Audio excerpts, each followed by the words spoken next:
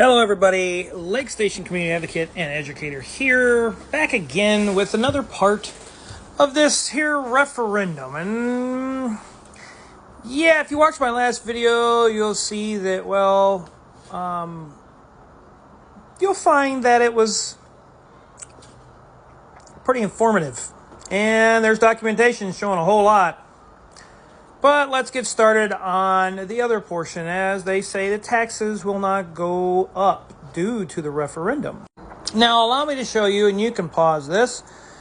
This is from the school. This is the paperwork in which they show you how to break down how the schools are actually going to be receiving the 65.14%, or what's going to be added onto your taxes, which is, the 0.54%, cents on $100.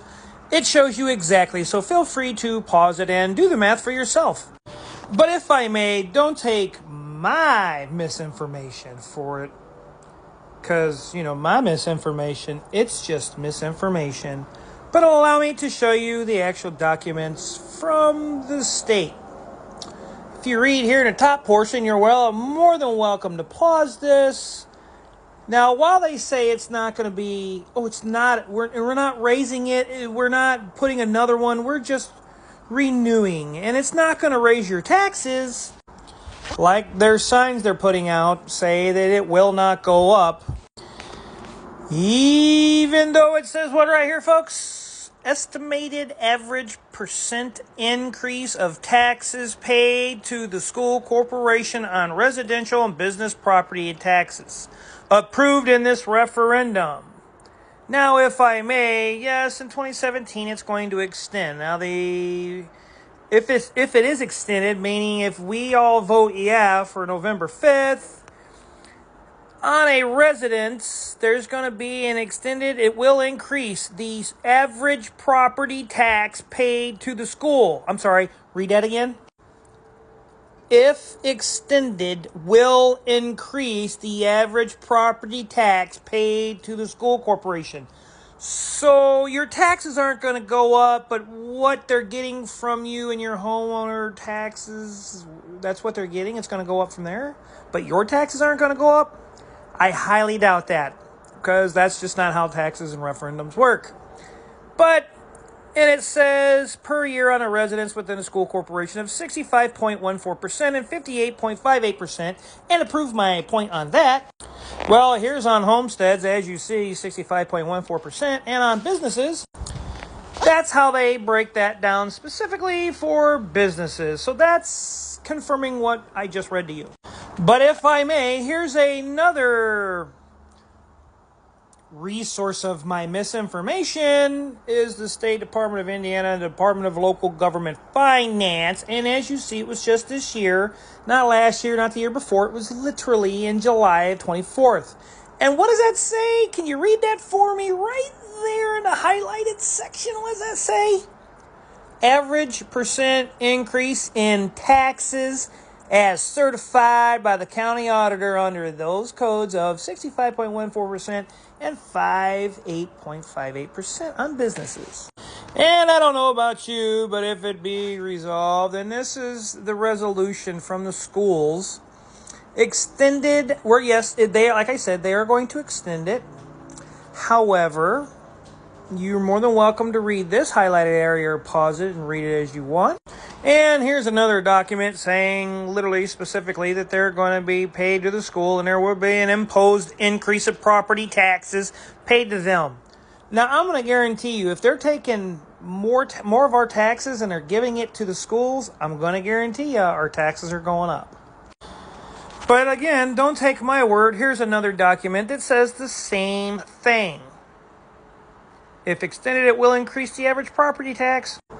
And if we may, here's another documentation. Please feel free. And as you see down here at the bottom, it says what? Increase the average property tax paid to the school per year on a residence within the school corporation. And this was the old one. And yes, it went up. And here we go again. This is another piece of documentation where it says what?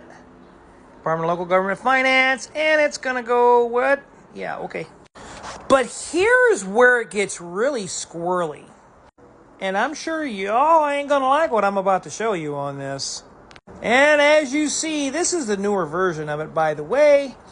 And it says increase property tax paid to the school by homeowners and businesses for 8 years immediately following. So that means there's no waiting. And it tells you their educational needs, which, by the way, I'm going to be getting to the educational needs and technology and their commercial they had on the radio station. But I wanted to touch on this. Anyone want to read this highlighted section at the bottom, feel free. It says that the school board trustees of Lake Station School Corporation reserves the right to amend such a plan over time as other revenue and needs change in order to carry out the school corporation's public educational duties. So at any time, if the school board trustees feel the need to, you know what, I feel like raising the percentages on the homeowners' taxes, let's do it. This is the writing within the paperwork. This is literally what you have. So while they're saying that your taxes aren't going to go up, the paperwork clearly shows that the school board trustees of Lake Station, Indiana, reserves the right to amend such a plan, meaning we need to fix it and we need to get more percent. But here's what I really want to start on is their audits. And as I spoke in the last thread that I made, there's a lot of schools that they try to claim that, well, there's a lot of schools that have the referendums, and I went through that and I found their documentation, I read it. They actually all complied. The only ones who did not comply with the tools and resources available from the state was our school district. Our neighbors had openly admitted, yeah, we screwed up, man, we filled it out, but we want to fall in compliance with you. And they did. However, this here, the audit report's comments contained herein describe identified reportable instances of noncompliance found as a result of our procedures. So the state has procedures, and as like other schools, they didn't use them, but here's where it gets crazy. Now up here it says that they have tools to prevent and detect and correct the errors in bank accounts and the reconciliations, meaning to kind of stop the things with the money. And the school board was not aware of the differences that they had. So the school board trustees had no idea that there was a difference in money. Ain't that your job? To know that stuff? There were deficiencies in the control systems. The financial reportings were bad. And you can pause that and give that a read for yourself. And the reason that the State Board of Accounts does this, if you pause it and look here, it says these records must be retained for public inspection and audit. So the public needs to know the truth instead of going by these things. This propaganda, and this propaganda. And yes, I listened, and that was a pile of hot tootie. So, and as you see here with all the tools and everything, the school says that they did not comply. Now, the difference between Lake Station schools and the other schools I mentioned is they openly admitted that they screwed up, didn't know, and they wanted to fall in compliance. The state helped them. They fell in compliances, no problems. Lake Station school's not doing that. Why? But if I may, let me read you what the school's response is back to the state. Unfortunately, we have unsuccessfully attempted to true up the balances.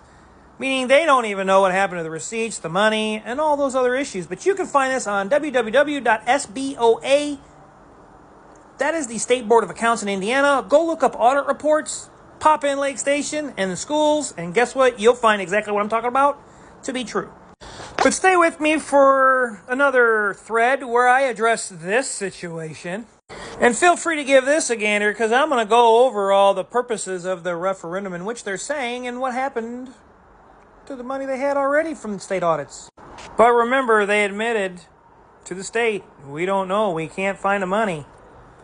Don't take my word for it. Go look it all up on the State Board of Accounts. I'm the Lake Station community advocate and educator. Hopefully I've pricked your interest a little bit, and hopefully that, well, you go look for yourselves. I'm trying to help educate, so be an eagle, don't be a crow. Be the change you want to be the change you want to see, and stay with me for the next episode, because I'm going to break down the educational funds and the commercial they had on the radio station. Bye.